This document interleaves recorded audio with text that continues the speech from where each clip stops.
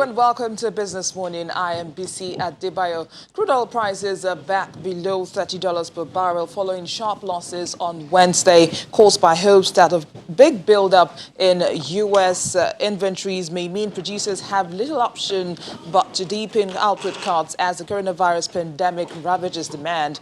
With official data showing U.S. inventories surging the most on record, WTI fell to its lowest since February 2002, with Brent slumping more than 6% on Wednesday. But as at today, Brent crude is trading at about $27.57 a barrel, and WTI is hovering around $19.88 per barrel. Analysts say further cuts to production will be required to avoid another collapse in oil prices. And now the spring meetings of the International Monetary Fund and the World Bank Group has commenced in Washington virtually, and the IMF has projected that sub-Saharan Africa will shrink by 1.6% this year as it seeks a recovery for the continent in 2021. According to the IMF Director of Africa Department, Mr. Abebe Selassie, the contraction is expected to be the worst since 1970, and no country will be spared from the economic slowdown.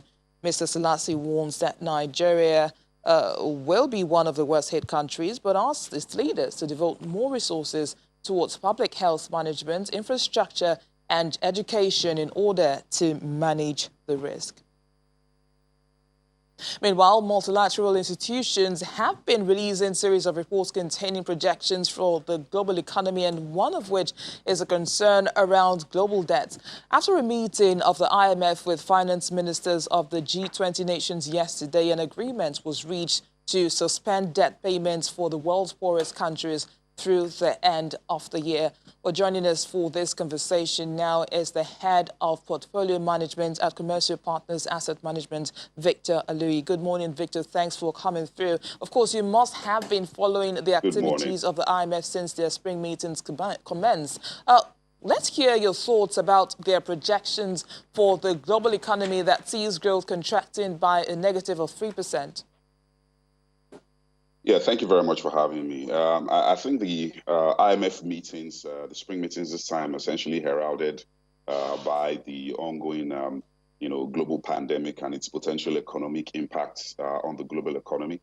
I think what the IMF has done is basically try to, let people brace for impact essentially, and understand that this, biological crisis is certainly going to have some major economic impact. However, I think one thing that is instructive is that if you look at the IMF projections, if you look at projections for 2020 and you look at projections for 2021, it is clear that you are likely to see a sharp recovery post-COVID. So that's one key takeaway from that crisis. And one of the things they've also looked at is how they can create an avenue for some sort of debt forbearance, if you will, particularly for low-income countries that are highly vulnerable and highly susceptible, to ensure that they are able to have the economic resources to continue to battle the economic impact of the pandemic and also tackle healthcare problems that they have in their countries as well. So I think these are some of the cardinal issues that the IMF is trying to deal with, and is doing that quite well through the meetings that it's had.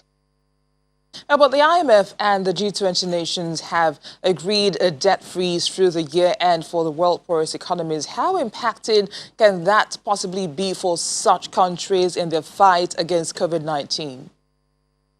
Okay, I think debt is a key issue, and for a bit of context, global debt stock, I'm talking corporate and sovereign bonds now, global debt stock grew by about 10 trillion last year, bringing it to about 255 trillion. Total global debt stock as at the end of last year. And that's about 322% of global GDP. That is quite strong, and it's quite instructive. And with all of the stimulus packages that are going on, you are seeing, global debt even ramping up. For context, between 2017 and 2019, the average debt issuance was about 900 billion.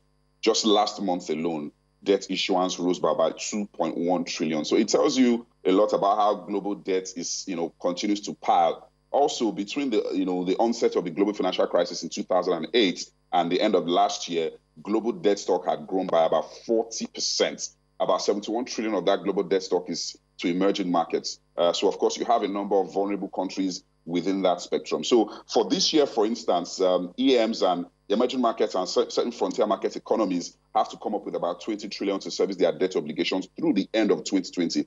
That is significant and that is huge. So to ensure that this debt deluge does not sink these countries and does not create a wider global economic problem, I think that the IMF has swung into action. And one of the things that it has done is you have 27 countries that are quite vulnerable, and the IMF is proposing, total debt cancellation for those countries. I think the modalities are still being worked out to ensure that they can channel resources to tackle their healthcare problems and also to assuage and ameliorate the economic impact of COVID-19 on the countries. So I think it's a wise move. Debt will continue to grow. It's part of economic growth and a part of economic development. But at this point, it needs to be significantly managed to ensure that it doesn't create, a bigger economic crisis. But of course, Victor, there's a condition to that decision now. Of course, that offer is to countries that have been consistent with their debt servicing prior to the COVID-19 era. What do you think about that?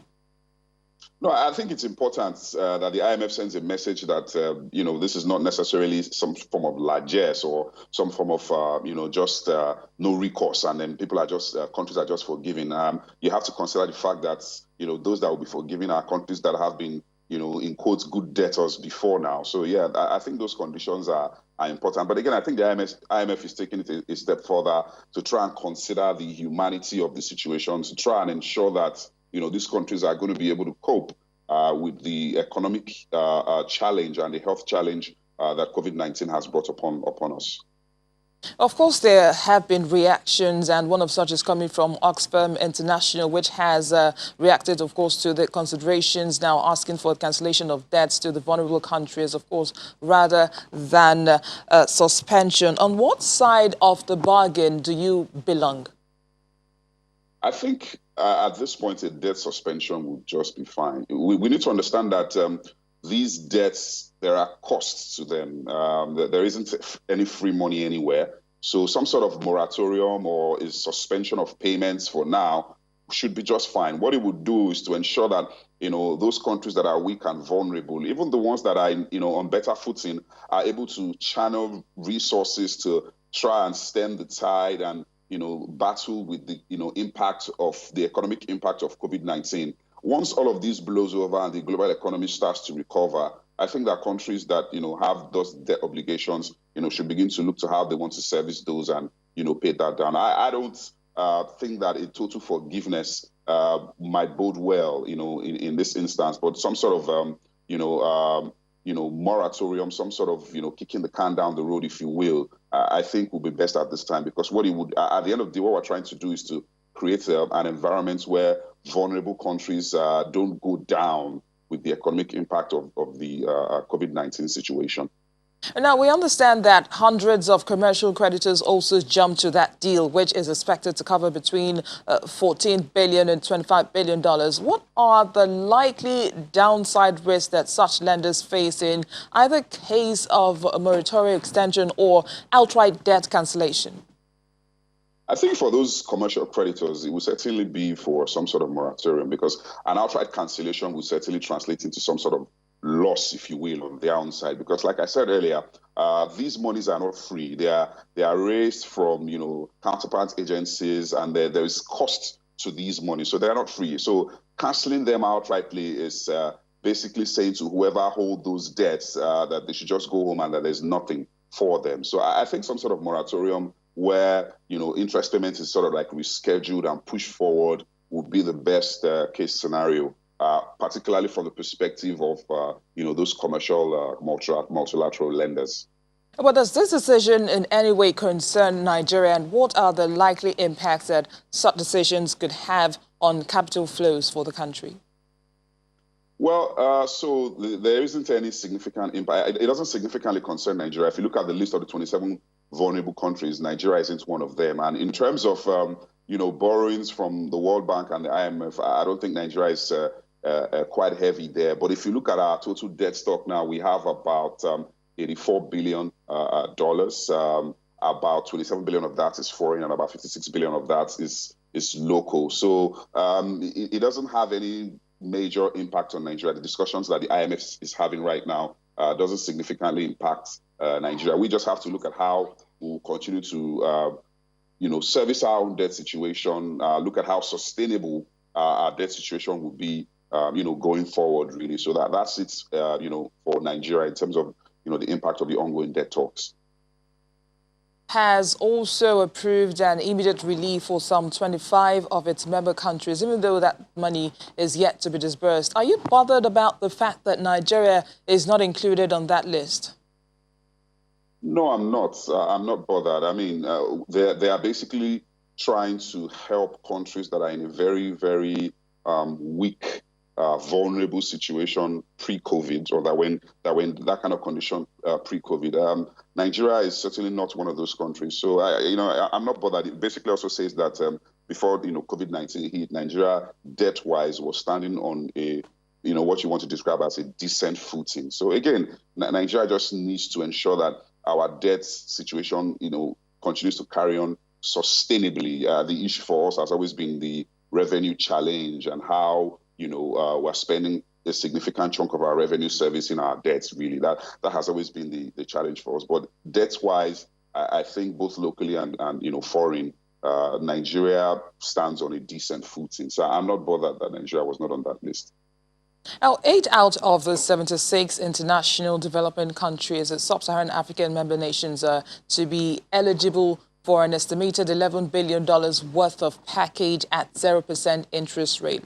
But how sufficient can such an intervention be for the frontier countries, especially when it comes to managing the impact of capital outflows from their markets? Of course, we're talking about countries like Mozambique, Benin, Togo, Burkina Faso, the CAR, and others.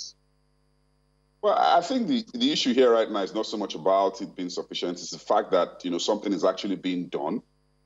These countries require that assistance. And I think that the IMF and, the group of World Bank institutions have taken it in their own wisdom to try and, provide some sort of palliative to these nations. I think it will go a long way. The truth of the matter is that whatever debt help that these countries can get now, will go a long way to try and help them in the process of rebuilding their healthcare systems, in the process of channeling resources to ensure that the COVID-19 situation is fought to a standstill, and to also ensure that their economies are able to be on a path of a decent and healthy recovery once this blows over. So I think it would, it will go a long way to assuage, the economic impact of the COVID-19 situation. Whether it will be enough or not, I think that's really another argument altogether. But some of these countries are also directly linked to the BRVM stock exchange that has now lost about 16% yet to date. Is there any likelihood that the system liquidity of that market will improve with this news of the debt relief and the grant underway? Well, I think at the end of the day, when it comes to risk asset investments, you obviously have to look at the strength of the economy that you're investing in. So beyond the debts, forgiveness or the debt postponements, if you will, we need to look at the strength of these economies. How strong are they? How viable are they? I think those are the key issues. But again, this is some news to cheer about for them and could bring about some sort of positive impact on that exchange. Head of Portfolio Management at Commercial Partners Asset Management, Victor Luyi, thanks for coming on the program. Thank you for having me. Well, let's switch gear now to the commodities market segment, and a research analyst, Temitope Olugbele, is here with us in the studio to talk through the burning issues this morning. Good morning, Temitope. Hi, good morning. So now it's clear that the output cut agreed by OPEC Plus is not enough to keep the prices elevated. Of course, we've seen oil prices dip below $30 per barrel again. So does that mean more pressure on Nigeria? Yeah, definitely. I mean, oil prices gained more when there was speculation of an end to the price war rift between Saudi Arabia and Russia than when they actually imposed additional output cuts. So it means that what that means is that the output cut was not enough to correct the supply-demand imbalance, because you see that even the IEA has already projected that in April alone there's going to be a huge the demand is going to drop significantly by about 29 million barrels per day. And, that is already that. So when you compare the 9.7 million barrels per day output cuts, add, the other non-OPEC members, the US, Norway, and other Canada and other oil-producing countries, that is not enough to correct that demand imbalance. And so we see that oil prices are still below. There's still a free fall. We thought that when the price war has ended, we'll support our oil price, but that was not enough.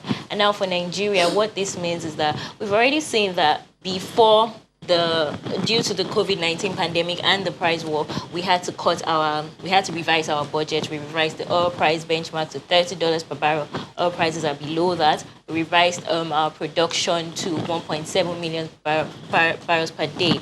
But that is also likely to be cut further because of these output cuts to maybe like 1.4, 1.5 million barrels per day. And we already see that there's a lot of unsold cargoes because our main buyers, India, China, they're all going through this lockdown. Countries are all on lockdown. There's no demand for oil. So that is already going to put a lot of pressure on our fiscal buffers. And it just goes back to what we've been saying even before. I mean, Nigeria, we tend to do this thing where we're caught unawares by, an oil price shock or something, which it really doesn't, because we've experienced this before. It shouldn't come as no surprise. Something you have no control over. What you need to do is build your resilience to what you have no control over. And how do you build your resilience? You diversify your economy, stop depending on the dollar inflow from oil. You also build your buffers. The ECA has gone down, it's depleted significantly. Our external reserves are below $35 $35 billion. So all of that is just pointing to the fact that our fiscal buffers are really, really strained. And I mean, there's no way it's only going to be some structural changes to get us out of this mess, even after COVID-19. Even after COVID-19, yes. Timi. Now, let's talk about the IMF projections for Nigeria's economy, which is expected to shrink 3.4% in 2020. How would you react to the projections? I mean, it's in line with what's happening, in line with even here in Nigeria, how our economy is also in some kind of paralysis, if you call it that. So it's really in line with the impact of COVID-19. And although the IMF has projected that a recovery in 2021 to 2.4%, I mean, that would really depend on our structural reforms, because if you look back at when we fell into recession 2015-16, we saw that we hadn't even gotten to the pre-recession growth levels that we were like 5-6% before the 2015 recession, and we still were not even at that even before COVID-19. So us falling back into recession again is only going to take some very key structural reforms even get to a recovery in 2021, because that recovery of 2.4, it took us so we got out of recession Q2 2017 and we were still 2.27 for 2019. So that was like 2 years. We hadn't even gotten to that 2.4%. So it's really going to take some major decisions, major adjustments, market determined rates across board, your exchange rates, your refined petroleum, those kind of structural changes need to happen if we're even going to get that 2.4%. But in spite of this downers, Timi, the Nigeria stock market appears to be telling a different story. Of course, we've seen the bullish run in the past couple of days. What's responsible for that? I would say that's really markets sentiment driven, rather, because it's not really numbers driven. And as we start to get into earnings season, soon for the Q1 2020, we start to see the impact of this economic paralysis on earnings and corporate revenues and everything. So right now it's not numbers driven, definitely. It's more sentiment driven. Maybe as we saw the hopes of an oil price rebound, which we've seen that didn't last long. That was the sentiment driving the bullish trend. But I would say that it's hardly sustainable, given the fact that when we start to see the earnings of these companies and how the slowdown affected their revenue, we would start to see a bearish trend. Yeah. Many thanks, Timi. We'll see what direction the markets will swing in the coming days. Timi Olugbele is a research analyst at the financial derivatives company. We'll be talking about the IMF's projections on global debt when we return in just a moment. Please stay with us.